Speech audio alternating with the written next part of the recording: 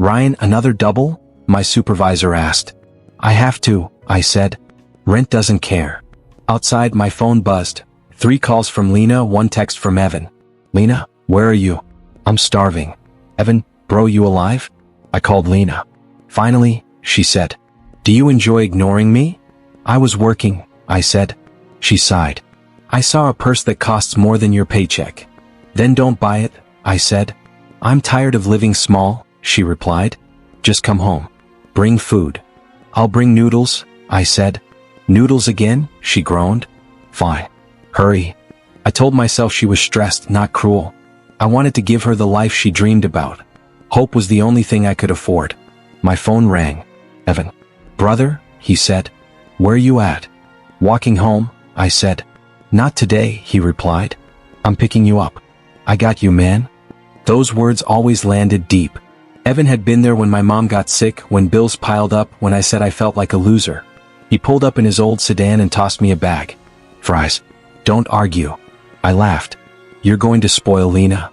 She loves me, he joked, then added, she loves you too. I wanted to believe that. At my apartment, Lena opened the door before I knocked. She wore my hoodie and a bored face. Took you long enough, she said, grabbing the fries. Evan, you're a lifesaver. Evan bowed. I live to serve. I held up the noodle cups. I brought these too. Her smile faded. Your survival food. It's what we can afford, I said. She rolled her eyes. My friends post vacations. I post your noodles. Evan chuckled, but it sounded tight. Lena, chill. I'm chill, she said. I'm just honest. We sat. Evan told a gym story. Lena laughed hard. I laughed a second late, like my mouth was copying my heart. Ryan, when you make it big, don't forget me, Evan said. As if, I said. Lena leaned in. Make it big soon. I will, I said. I'm applying for a promotion. She laughed. Promotions are slow. Evan raised his cup. To Ryan. The guy who never quits. I clinked. To us. Lena smiled. To the life I deserve. The smile felt sharp, but I ignored it. Lena tapped my knee under the table. You trust me, right? Of course, I said. Evan grinned. That's my boy. I laughed, burying unease quietly. I checked my bank app under the table. $12. My stomach twisted. Next week is my birthday, Lena said, watching me. I know, I said. I saved something. How much? She asked. I slid an envelope to her. It's what I could. She counted fast and smiled. Okay, this helps. I wanted to buy you a gift, I said. Cash is smarter, she replied. At least you learned. Evan patted my shoulder. You're a good man, Ryan. I nodded. I trusted him more than my own doubts. Then Lena's phone lit up on the coffee table. A preview flashed. Can't wait to see you tonight. My chest went cold. I pointed. Who's that? Lena snatched the phone. Nobody. Nobody doesn't say that, I said. Evan leaned forward. Probably a mall worker, he said quickly. She was shopping. Lena nodded too fast. Yes. Don't start drama. I'm not starting, I said. I'm asking. She narrowed her eyes. You always act like I'm doing something wrong. Are you? I asked. Her voice turned sharp. You want to ruin my mood? Because you are. Evan stood up. All right, time, he said. I should go. Yeah, Lena said, too eager. Go. Evan paused at the door. Don't let your head make monsters, he said. You've got love. You've got me. I got you, man. I forced a smile. I know. When the door shut, Lena crossed her arms. So, apologize for being paranoid. That strange feeling crawled up my spine. I swallowed it like I always did. Yeah, I said. Sorry. I'm just tired. She kissed my cheek. Good. Because I hate drama. I nodded, even as my gut whispered that something was already wrong. I left work early because my chest felt tight and my head felt loud. I kept telling myself, go home, Ryan, something feels off tonight. When I reached my apartment door, I heard laughter through the thin wall. It was soft and sweet, and it belonged to Lena, which made me smile. Then another voice answered her, and my smile collapsed inside my mouth. I whispered, no, because I knew Evan's laugh even with my eyes closed. I pushed the door open slowly, hoping my ears were lying to me. Lena said, stop, you're crazy, in a playful tone I never heard before. Evan replied, you love it when I'm crazy, and my heart slammed hard. I took one step toward the bedroom and the sounds grew clearer. I said, "Lena?" even though fear already told me the truth. The bedroom door was slightly open, glowing with warm yellow light. I pushed it wider and saw them tangled together on my bed. I couldn't breathe and my hands shook like they were not mine. Lena screamed, "Ryan," as if I was the one doing something wrong. Evan jumped back and said, "Bro, wait, it's not what it looks like."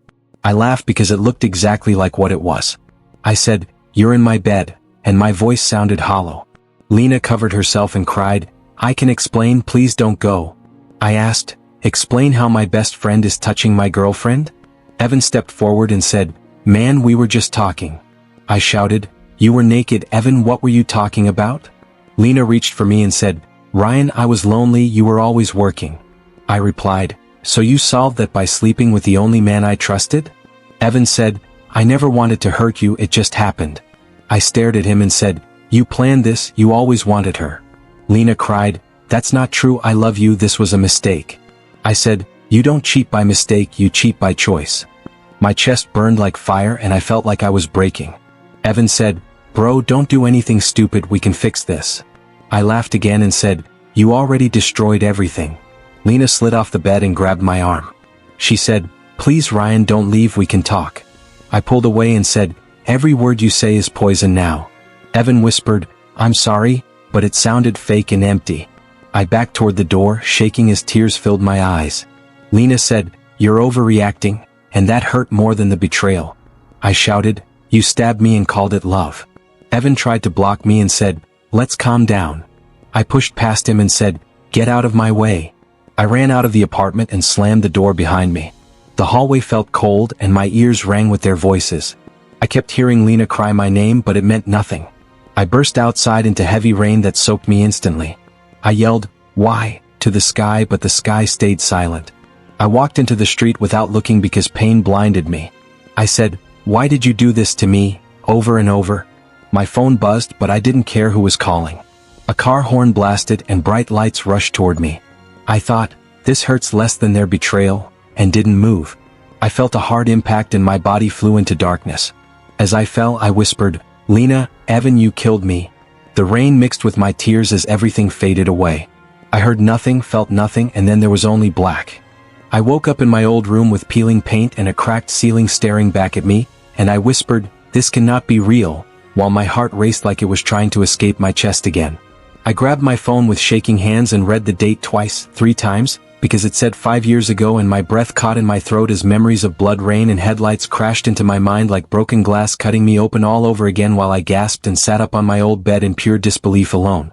I said, "I died," out loud, and the empty room answered with silence. So I laughed like a madman and covered my face because I could still feel Lena's tears and Evan's fake apologies burning inside me. "I was hit by a car," I muttered. I felt myself fade. Yet here I was breathing again, alive again, trapped inside the past like a cruel joke. I checked my phone again just to be sure, and when the same date stared back at me I slammed the screen off and whispered, this is real," until my voice broke. I stood up and walked to the mirror on the wall, and when I saw my younger face staring back I almost cried again. "You idiot," I told myself, "you trusted the wrong people," and my reflection nodded like it agreed with me.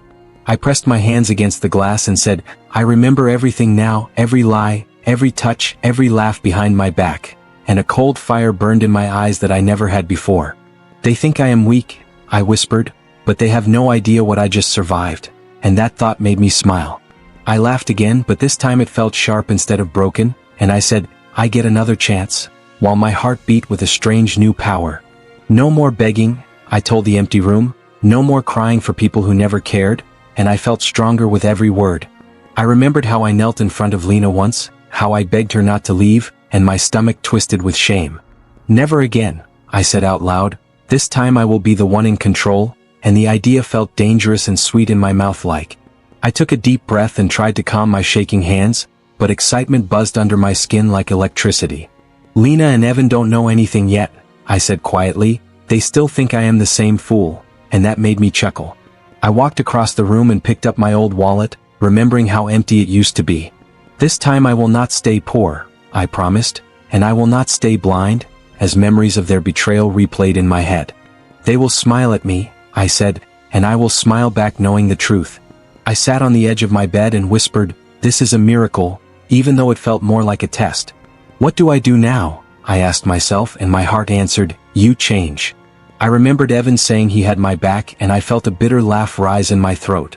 "You had my back with a knife," I said softly, "but you won't fool me again." I imagined their shocked faces when the truth finally came out, and the picture made me feel calm instead of angry.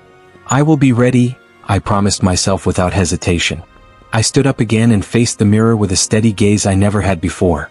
"I won't die for love again," I said slowly, making sure every word stuck inside me. "I won't let anyone treat me like I am nothing," and my voice sounded stronger than I remembered. I thought about Lena's smile and Evan's lies, and instead of pain I felt cold focus. "You think you won," I whispered, "but you have no idea what I just became," and a small dangerous smile curled on my lips. "This life is mine now," I told myself, "and I will." I smiled at Lena across the small kitchen table and said, "You look tired, did you sleep well?" Even though I already knew she had not slept alone, and she forced a soft laugh before saying, "Yeah, I just stayed up late on my phone," while her eyes avoided mine like they were hiding a secret. I nodded and replied, "I'm glad," because acting normal was now my greatest weapon, and inside I whispered, "Lie to me more, I'm counting." Evan knocked on the door and walked in like he owned the place, saying, "Morning, brother, ready to conquer the day?" And I smiled back and said, "Always, you know me," while watching the way Lena's face lit up when she saw him, which told me more than any words ever could. She said, "You're early," and he replied, "Couldn't wait to see you," then quickly added, "Both of you," but the damage was already done. I laughed and said, "You two act like you're dating," and Lena said, "Don't be weird," while Evan said, "We just get along," and I replied, "Yeah, too well," then changed the subject so they would think I was still blind. Inside my head I said, "Keep going, show me everything," because every smile and every lie was another piece of proof. Later that night I pretended to sleep while Lena texted under the blanket, and when her phone buzzed I heard her whisper, "I miss you," and I wanted to scream, but instead I whispered in my mind, "I see you." I turned over and said, "Who are you texting?" And she said, "My friend Sophia," which made me smile because lies came so easily to her now. I said, "Tell her I said hi," and she froze for a second before laughing, which told me everything I needed to know. The next day Evan called me and said, "Bro, I got this business idea," and I replied, "I'm listening," even though I already knew his ideas were empty, and he said, "Let's meet someone important," which sounded fake, but I agreed because I needed to play my part. Instead, I met Mr. Carter alone, and when he asked, "What makes you different?" I looked him in the eye and said, "I don't quit when everyone else does," and he smiled like he saw something real in me. He said, "Show me your plan," and I told him everything I remembered from my first life, all the mistakes I would never make again, and he nodded slowly before saying, "You're sharper than you look." I replied, "I had to learn the hard way," and he laughed before saying, "I like that," which felt like a door opening to a future I never had. When he offered me his support, I said, "I won't waste it," and I meant every word. Money started coming in small at first, and I checked my bank app with a quiet smile, while Lena kept complaining about being broke and Evan kept pretending to care. Lena said, "When will you finally get rich?" And I replied, "Sooner than you think," and Evan laughed and said, "Dream big," but I could see jealousy hiding behind his grin. I said, "You'll see," and I meant it in a way they did not understand yet. One night Lena asked, "Why are you suddenly so confident?" And I answered, "Because I stopped doubting myself," which was true, and she shrugged like it didn't matter. Evan said, "Don't forget us when you make it," and I smiled and said, "I won't forget anyone," while thinking, "Especially not you." I watched them sneak glances at each other, watched their hands brush when they thought I wasn't looking, and every moment felt like proof stacking up higher. I said to myself, "Keep betraying me, you're building my case," and that thought kept me calm. Mr. Carter called and said, "Your investment doubled," and I whispered, "Good," because power felt better than pain ever did. I looked at Lena and Evan laughing together and said softly, "Enjoy this," because they had no idea that every lie was pushing me closer to victory, and for the first time in my life I felt in control. Lena stood in front of me with her arms crossed and said, "I'm done pretending, Ryan, I'm leaving you," and I looked at her calmly and replied, "So this is it?" while she lifted her chin and said, "I deserve better than someone who is always chasing money and never giving me a real life." I nodded and said, "You deserve whatever you choose," even though my heart felt cold instead of broken. Evan stepped beside her and said, "Bro, I never wanted to hurt you," and I smiled and answered, "But you did anyway," which made his eyes drop for a second before he said, Lena and I just fell in love. I laughed quietly and said, you fell into my bed, and Lena snapped, don't be bitter, as if she hadn't just burned my world down. I replied, I'm not bitter, I'm free. Lena held Evan's hand and said, we're getting married, and I said, congratulations, because it was the truth in a way they didn't understand yet. Evan said, you're taking this better than I expected, and I answered, people change, which was also true. Lena smirked and said, I knew you were too weak to fight, and I thought, you have no idea how strong I am now. Word spread fast and people looked at me like I was a tragedy walking on two legs. My co-workers whispered, poor Ryan, and my neighbor said, I heard your girl left you for your friend, and I just nodded and said, life happens. Lena posted shiny pictures with Evan, and every smile she showed the world felt like a lie I owned. I said to myself, let them celebrate, because celebration makes downfall sweeter. I called a number from Mr. Carter and said, I want to buy a venue, and the man on the other end said, that's expensive, and I replied, not for me anymore. He told me the name of the company that owned Lena and Evan's dream wedding hall, and I smiled and said, perfect. I signed the papers quietly, feeling power wrap around me like armor. Next I called the catering service and said, I'm your new biggest client, and when they asked, for which event, I said, for a wedding that will never forget me. I did the same with the photographer and then with the flower company, and every deal felt like another chain locking their future into my hands. I whispered, you sold it all to me, and it felt better than revenge already. Evan called me and said, man, we're really sorry, and I replied, no need to be sorry, I'm happy for you, which made him uncomfortable because guilt hates confidence.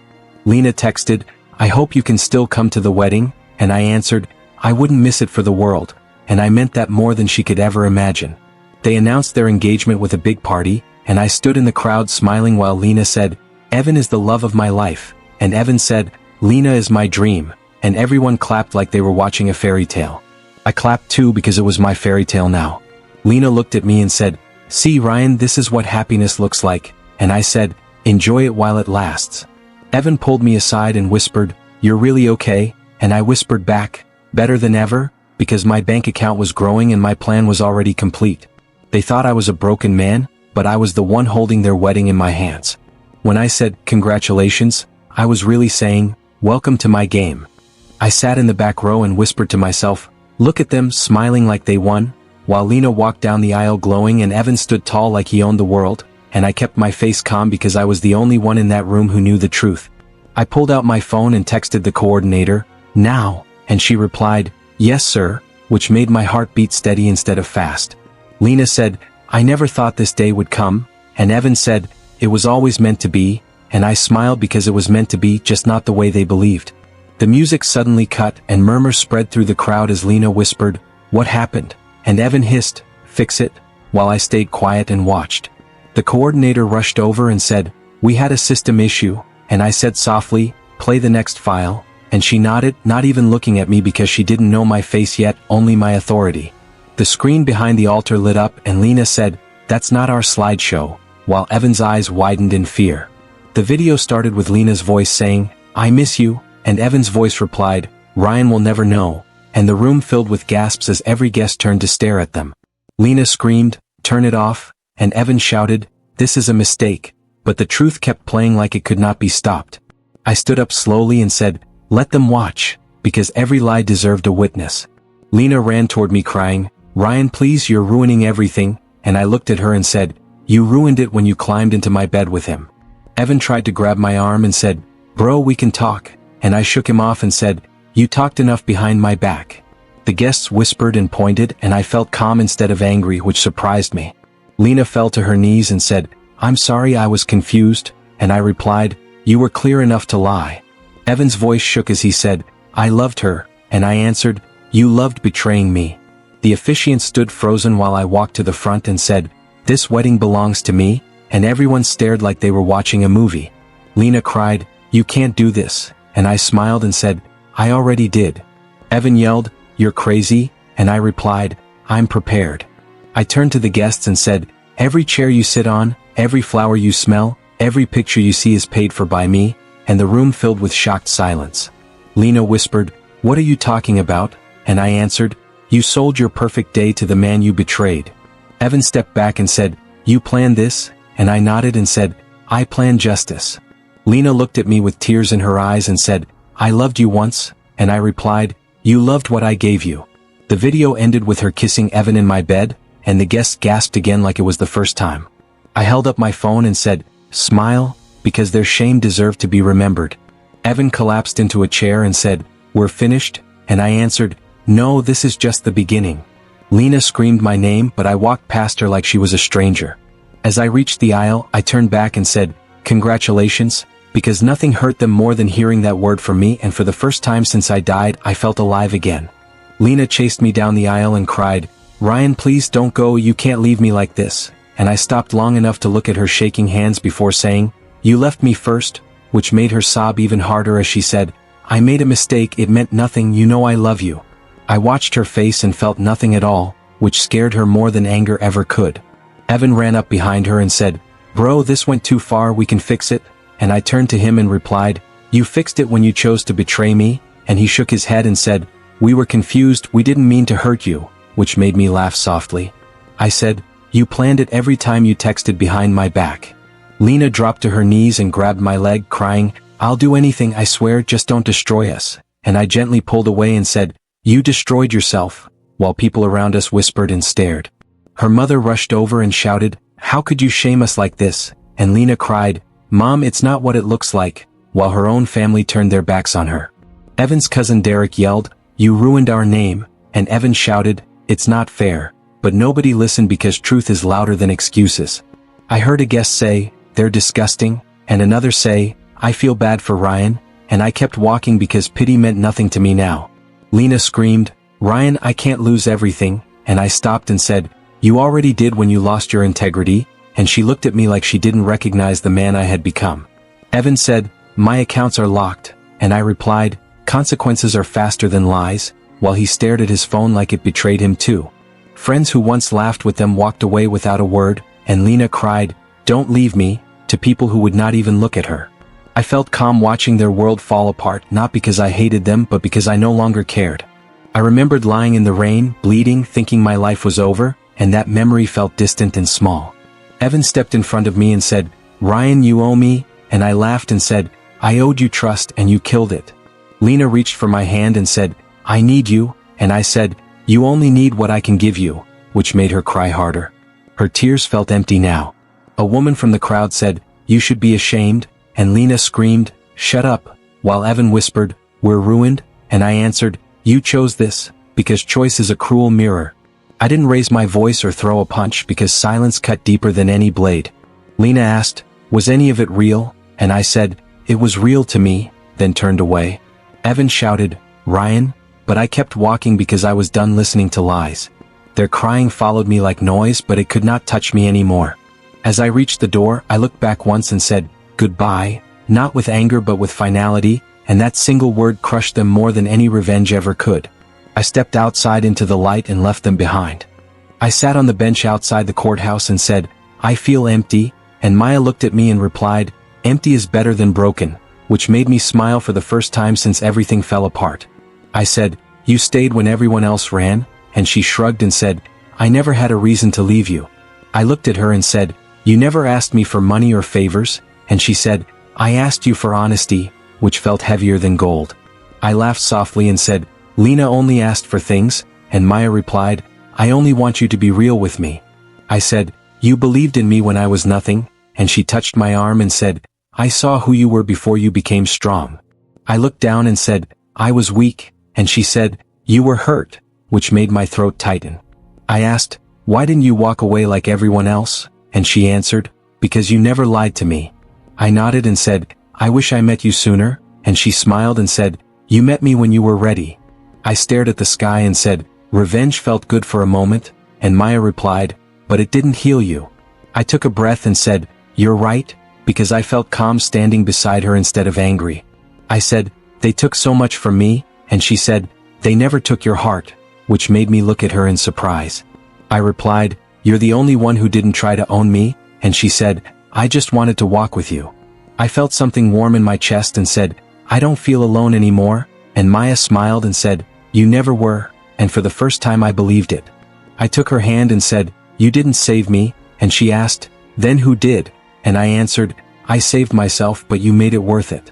She squeezed my hand and said, that's all I ever wanted, and in that quiet moment I realized peace felt better than any revenge I could ever take. I stood on the balcony and said, I can still hear them screaming in my head, and Maya replied, that's because pain does not leave all at once, which made me nod as I watched the city glow below us. I said, Lena and Evan lost everything, and Maya answered, they lost themselves first, and her words felt calm instead of sharp. I took a slow breath and said, I don't hate them anymore, and she looked at me and replied, that's how I know you are healing. I smiled and said, I thought revenge would make me whole, and she said, it only showed you who you were not. I checked my phone and said, their names are all over the news, and Maya replied, karma loves loud lessons, which made me laugh softly. I said, I didn't touch them, and she said, you didn't have to, because truth has a way of walking on its own. I said, I used to think love meant pain, and she shook her head and said, love should feel safe, and that simple line hit deeper than any insult. I looked at her and said, you make me feel safe, and she smiled and said, then I am doing my job. I said, I don't want to be angry anymore, and she replied, then let it go, and for the first time I felt like I could. I watched the wind move the curtains and said, they are falling apart without me, and she said, that's what happens when lies have no one left to hide behind. I whispered, I am free, and Maya answered, you earned it, which made my chest feel light.